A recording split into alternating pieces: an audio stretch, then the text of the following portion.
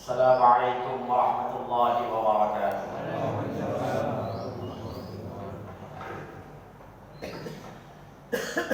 معاشر المسلمين وزمرة المؤمنين رحمكم الله.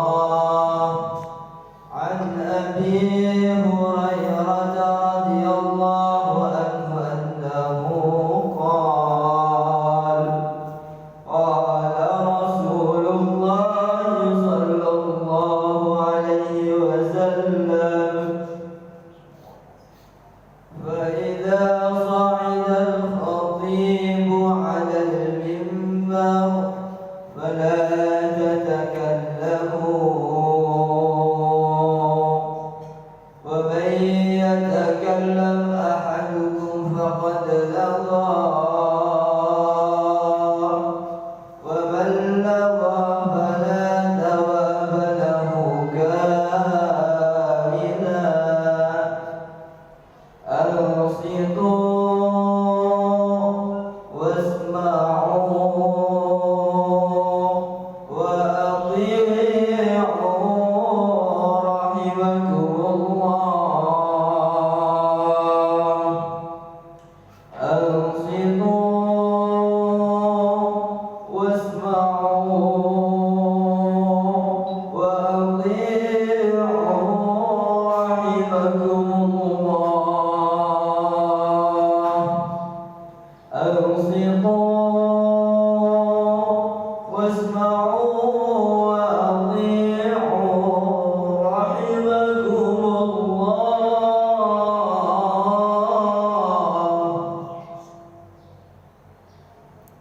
اللهم اغفر للمؤمنين والمؤمنات والمسلمين والمسلمات الأحياء منهم والأموات، إنك سميع قريب مجيب الدعوات ويا قاضي الحاجات. ربنا آتنا في الدنيا حسنة وفي الآخرة حسنة وقنا عذاب النار. وصلى الله على سيدنا محمد وعلى آله وصحبه وسلم، والحمد لله رب العالمين.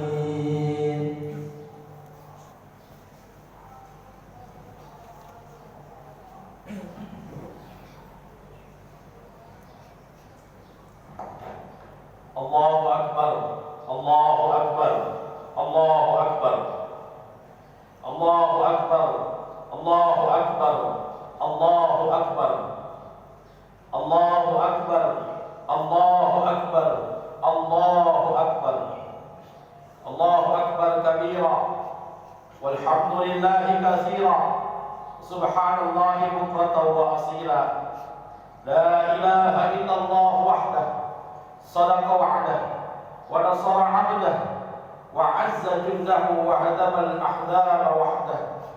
لا إله إلا الله والله أكبر، الله أكبر ولله الحمد. الحمد لله، الحمد لله على إحسانه، والشكر له على توفيقه وامتنانه. أشهد أن لا إله إلا الله وحده لا شريك له، وأشهد أن سيدنا ونبينا محمدا عبده ورسوله لا نبي بعده. اللهم صل وسلم وبارك على سيدنا محمد وعلى آله وأصحابه أجمعين. أما بعد، فيا أيها الناس، فيا عباد الله، اتقوا الله حق تقاته ولا تموتن إلا وأنتم مسلمون. أوصيكم ونفسي بتقوى الله وطاعته لعلكم تفلحون. فقد قال الله تعالى في كتابه الكريم: أعوذ بالله من الشيطان الرجيم، بسم الله الرحمن الرحيم، إنا أعطيناك الكوثر فصل لربك وانحر إن شانئك هو الأبتر.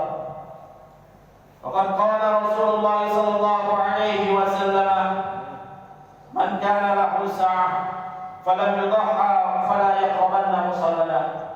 صدق الله العظيم وصدق رسوله النبي الحبيب الكريم، ونحن على ذلك من الشاهدين والشاكرين، والحمد لله رب العالمين. فيا أيها الحاضرون جماعة salat Idul Adha yang dirahmati oleh Allah Subhanahu wa taala. Tidak ada kata yang pantas yang Al-Fakir ucapkan pada pagi hari ini melainkan daripada lantunan rasa syukur kita kepada Allah Subhanahu wa taala. Dan Allah Subhanahu wa taala sampai detik ini, sampai saat ini masih memberikan nikmat kepada kita, berjuta-juta nikmat. Bahkan kalau kita berusaha untuk menghitung nikmat yang Allah berikan kepada kita hari ini saja, niscaya Allah Subhanahu wa taala nikmat yang diberikan kepada kita tak terhingga, dan kita tidak akan pernah mampu untuk menghitung nikmat Allah Subhanahu wa taala. Salawat dan salam hadiran junjungan Nabi besar Muhammad sallallahu alaihi wasallam yang berkat beliau kita semua bisa menikmati daripada zaman sekarang, zaman yang terang benderang dengan syariat Islam. Beliau yang telah membawa kita dari zaman yang sangat gelap gulita, zaman jahiliyah, hingga zaman yang sekarang kita mengenal syariat. Minaz zulumati ila nur, dari kegelapan sampai cahaya yang begitu terang benderang.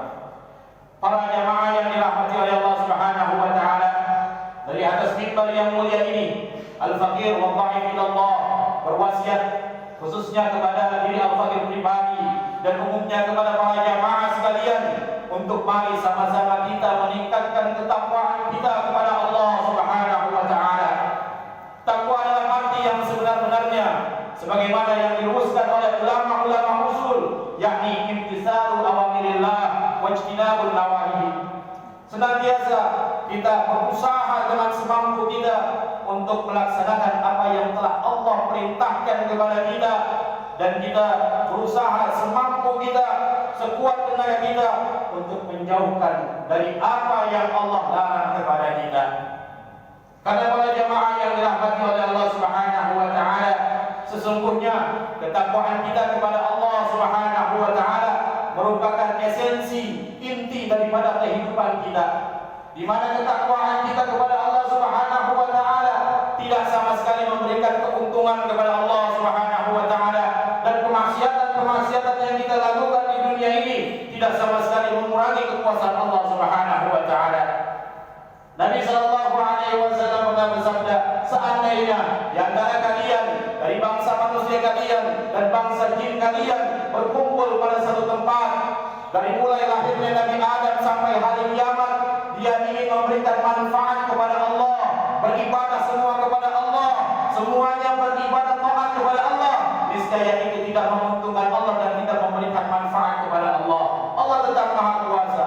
Begitupun sebaliknya, apabila seluruh bangsa jin dan manusia berkumpul, dari mulai bangsa Nabi Adam, dari mulai anak keturunan Nabi Adam, lahirnya Nabi Adam sampai hari kiamat, mereka berkumpul dalam satu tempat untuk memudaratkan Allah. Mereka semua bermaksiat kepada Allah, mereka tidak taat kepada Allah.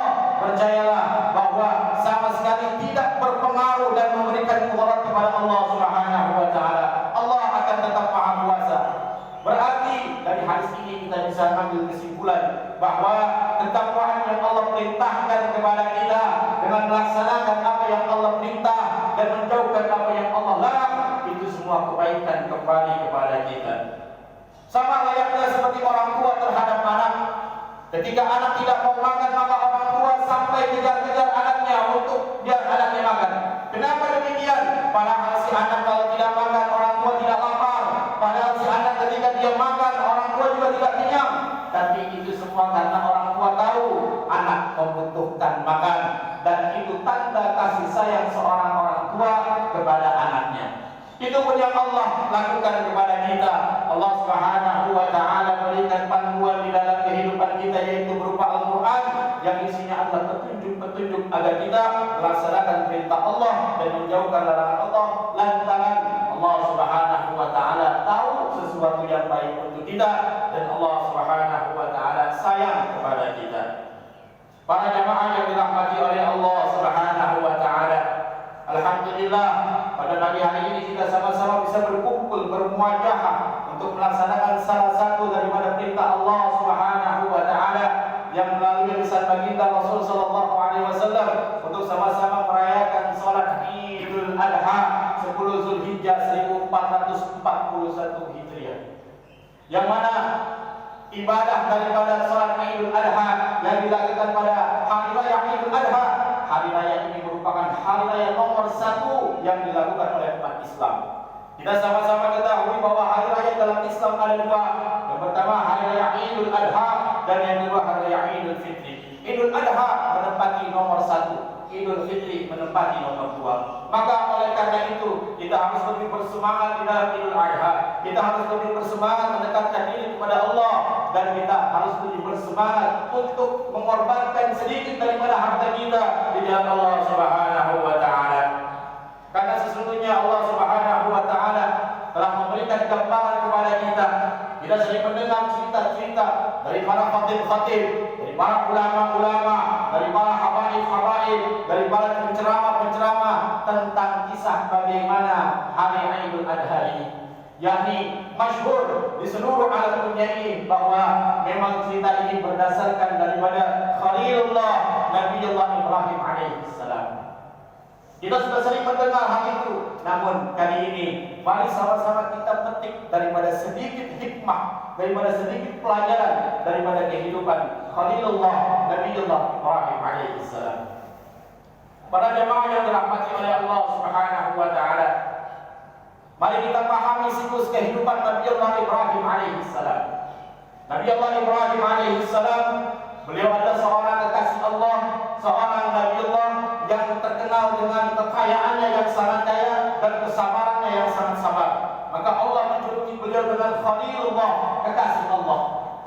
Namun tahukah saudara yang dirahmati oleh Allah Subhanahu wa taala, ada satu keinginan dari Nabiullah Ibrahim yang belum ditunaikan oleh Allah Subhanahu wa taala. Apa? Nabiullah Ibrahim sampai umur 80 lebih beliau tidak memiliki seorang anak. Maka inilah harapan yang selalu diharapkan oleh Nabiullah Ibrahim. Nabiullah Ibrahim selalu mengharapkan pada Allah Subhanahu wa taala, terus berdoa dan berikhtiar agar diberikan anak yang saleh. Ini terbukti dengan doa Nabi Ibrahim. Beliau selalu mengucapkan, Rabbi habli minas salihin, Rabbi habli minas salihin, Rabbi habli minas salihin. Ya Rabb, berikanlah kepadaku anak keturunan yang saleh. Maka ini adalah doa Nabi Ibrahim. Kenapa? Karena sampai umur 80 tahun beliau belum memiliki anak. Maka kita bisa pelajari bahwa ada satu nikmat yang tidak Allah berikan kepada Nabiullah Ibrahim, yaitu beliau tidak memiliki anak sampai usianya setua 86 tahun. Lalu kemudian Allah Subhanahu wa taala menjawab doa dan ikhtiar dari Nabiullah Ibrahim alaihissalam. Allah kabulkan doa Nabi Ibrahim alaihissalam. Sama-sama kita ketahui bahwa beliau memiliki istri yang pertama adalah Sayyidatuna Sarah. Dari Sayyidatuna Sarah hingga umur 80 beliau tidak memiliki anak satupun. Namun Allah perintahkan untuk beliau menikahi daripada Sayyidatuna Hajar yang pada saat itu adalah seorang budak. Maka dari rahim Sayyidatuna Hajar, Allah Subhanahu wa taala kabulkan doa Nabi Ibrahim alaihissalam, yaitu pada usia beliau 86 tahun Allah Subhanahu wa taala menghadirkan dari rahim Siti Hajar, yaitu Nabi Allah Ismail alaihissalam. Terkabul doa daripada Nabi Ibrahim alaihissalam. Maka ketika itu Nabi Allah Ibrahim merasa senang, dia merasa gembira, dia bersenang-senang dengan nikmat Allah, yaitu diberikannya keturunan yang saleh Nabi Allah Ismail. Namun tidak sampai di situ saudara yang dirahmati oleh Allah Subhanahu wa taala. Setiap kenikmatan yang Allah berikan kepada kita pasti Allah uji. Setiap apa yang telah Allah berikan kepada kita pasti Allah ingin mencoba kita. Maka ujian ini merupakan sebuah naik derajatnya seorang hamba di sisi Allah Subhanahu wa taala. Ketika sedang senang-senangnya Nabi Allah Ibrahim alaihissalam, lalu Nabi Allah Ibrahim diberikan ujian berupa perintah untuk menyembelih anak kesayangannya yang sudah dinanti-nanti sejak 80 tahun lebih. Para jamaah yang dirahmati oleh Allah Subhanahu wa taala, jika ujian Nabi Allah Ibrahim berupa harta, beliau memiliki harta yang banyak. Tapi jika ujian beliau adalah mengenai anak, maka ini adalah ujian yang sangat berat, karena ini adalah hal yang memang beliau nanti-nanti. Akhirnya pada tanggal 8 Zulhijjah, Allah Subhanahu wa taala memberikan mimpi kepada Nabi Allah Ibrahim alaihissalam, perintah untuk menyembelih putranya yang bernama Ismail alaihissalam, yang tidak lain dan tidak bukan adalah putra kesayangannya satu-satunya pada saat itu. Maka tatkala Nabi Allah Ibrahim bangun dari tidurnya, maka beliau berpikir, apakah ini mimpi datangnya dari setan atau betul perintah Allah Subhanahu wa taala. Maka tanggal 8 Zulhijjah kita kenal dengan hari Tarwiyah. Hari Tarwiyah artinya hari berpikir. Pada saat itu Nabi Allah Ibrahim masih berpikir, apakah ini perintah Allah ataukah ini perintah dari setan. Maka pada malam 9 Zulhijjah Allah Subhanahu wa taala kembali memberikan mimpi kepada Nabi Allah Ibrahim alaihissalam untuk menyembelih putra kesayangannya Nabi Ismail alaihissalam. Makanya ketika tanggal 9 Zulhijjah kita namakan sebagai hari Arafah. Hari Arafah terkenal daripada diambil dari kata uruf itu adalah kenal. Maka pada saat itu Nabi Allah Ibrahim alaihissalam sudah tahu, beliau sudah mengenal bahwa ini adalah betul perintah Allah Subhanahu wa taala. Sehingga pada tanggal 10 Zulhijjah Allah Subhanahu wa taala terus memerintahkan kepada Nabi Allah Ibrahim, dan 10 Zulhijjah akhirnya Nabi Allah Ibrahim memutuskan untuk mengeksekusi daripada perintah Allah Subhanahu wa taala. Beliau bawa anaknya ke padang pasir, lalu beliau letakkan anaknya itu dan beliau melakukan apa yang Allah perintah, yaitu menyembelih anaknya. Sampai di situ Allah Subhanahu wa taala selesaikan ujian Nabi Allah Ibrahim. Nabi Allah Ibrahim selesai lolos dari ujian, maka Nabi Allah Ismail digantikan oleh Allah Subhanahu wa taala oleh seekor domba. Para jemaah yang dirahmati oleh Allah Subhanahu wa taala, setelah kejadian ini apa yang terjadi? Nabi Allah Ibrahim merupakan orang yang lolos dari ujian, orang yang lulus dari ujian. Maka Nabi Allah Ibrahim diberikan nikmat yang lebih oleh Allah Subhanahu wa taala. Lantaran beliau memiliki daripada kesabaran untuk menunaikan ujian yang diberikan oleh Allah Subhanahu wa taala. Apa ganti daripada Allah Subhanahu wa taala ujian yang Allah lalui melalui Nabi Ibrahim tersebut, yakni istri beliau Sayyidatuna Sarah yang memang belum pernah mengalami hamil sampai beliau nikah lagi dengan Sayyidatuna Hajar. Allah Subhanahu wa taala membuat hamil Siti Sarah. Alhamdulillah dari rahim Siti Sarah lahirlah seorang Nabiullah yang sangat mulia, yaitu Nabi Ishaq alaihissalam. Ini melebihi daripada nikmat-nikmat yang sebelumnya. Kenapa? Karena dari Nabi Ishaq melahirkan lagi cucu daripada Nabi Allah Ibrahim alaihissalam, yaitu Nabi Yakub alaihissalam. Nah, sampai di situ dari Nabi Yakub muncul lagi cicit dari Nabi Ibrahim alaihissalam, yaitu Nabi Yusuf alaihissalam. Maka ini merupakan ganti dari Allah Subhanahu wa taala ketika Nabi Allah Ibrahim sadar bahwa ini adalah ujian dari Allah. Nabi Allah Ibrahim melaksanakan dengan segenap hati, Allah ganti. Keturunan Nabi Ibrahim ditambahkan, bahkan mendapatkan yang lebih mulia. Dari mulai anak sampai cucu sampai cicit, semuanya menjadi daripada Nabi dan Rasulnya Allah Subhanahu wa taala. Para jemaah yang dirahmati oleh Allah Subhanahu wa taala, kisah apa yang kita bisa petik daripada kisah ini? Hikmah apa yang bisa kita ambil dari kisah ini? Coba kita pelajari dengan siklus kehidupan kita. Awalnya kita adalah seorang yang susah mungkin.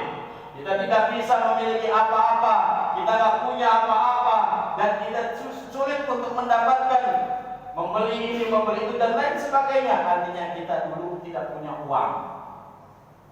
Lalu kemudian kita berusaha, berikhtiar, berdoa, minta kepada Allah, minta diberikan rezeki yang luas, minta diberikan segala kemudahan dalam segala hajat. Maka tanpa kita sadari, Allah Subhanahu wa taala mengkabul daripada doa kita. Kita sekarang mudah bisa membeli kendaraan, bisa membeli rumah, bisa membeli kebutuhan, anak istri terpenuhi semuanya. Ini semua lantaran dijabahnya doa kita oleh Allah Subhanahu wa taala. Namun tidak sampai di situ, ketika kita sudah diijabah doa-doa kita, sudah memiliki kemudahan kita, Allah akan uji kita. Oleh karena itu, Allah Subhanahu wa taala perintahkan kita dalam setahun sekali melalui lisan baginda Rasul sallallahu alaihi wasallam, walaupun Para ulama fikih sepakat bahwa ini hukumnya adalah sunnah muakkad, sunnah yang sangat dikuatkan. Allah perintahkan kita, inna a'tainakal kautsar fasholli li rabbika wanhar. Salatlah engkau untuk Tuhan engkau, wanhar, dan berkurbanlah. Allah perintahkan kita untuk berkurban. Ini adalah sebuah ujian dari Allah Subhanahu wa taala. Tatkala kita sudah memiliki harta, tatkala kita sudah memiliki kemampuan, apakah kita bisa untuk lolos dan lulus dari ujian yang Allah berikan kepada kita? Bertahun-tahun hadis ini dibacakan oleh para penceramah. Bertahun-tahun kita mengetahui tentang fadilah daripada berkurban. Bertahun-tahun kita melihat orang membeli kurban, membeli sapi, membeli kambing. Tapi kenapa hati kita tidak tergerak untuk membeli itu? Maka sebagai hamba Allah yang baik, tentunya kita semua ingin mendapatkan daripada lulus ujian itu agar Allah Subhanahu wa taala menggantikan dengan sesuatu yang lebih baik. Maka daripada kita perintah dari Allah Subhanahu wa taala, perintah dari baginda Rasul sallallahu alaihi wasallam untuk kita sama-sama berkurban pada hari raya Idul Adha. Berkurban diperintahkan dari mulai tanggal 10 Zulhijjah sampai hari Tasyrik, 11, 12, 13 Zulhijjah. Maka ketika orang yang memiliki harta dan dia lulus dan lolos dari ujian tersebut, percayalah, yakinlah, Allah Subhanahu wa taala akan mengganti rezekinya dengan yang lebih berlipat ganda lagi, dengan sesuatu yang lebih istimewa lagi. Oleh karena itu baginda Rasul sallallahu alaihi wasallam sangat marah kepada orang yang tidak mau berkurban padahal dia punya keluasan. Dari hadis baginda Rasul sallallahu alaihi wasallam, Rasul bersabda, "Man kana lahu sa'ah," siapa yang memiliki keluasan rezeki, walam yudhha, tapi dia tidak ingin berkurban, dia tidak ingin menumpahkan darah pada 10 Zulhijjah, maka apa ancaman baginda Rasul? Fala yaqrabanna musallana, jangan kalian dekati daripada tempat salat kami.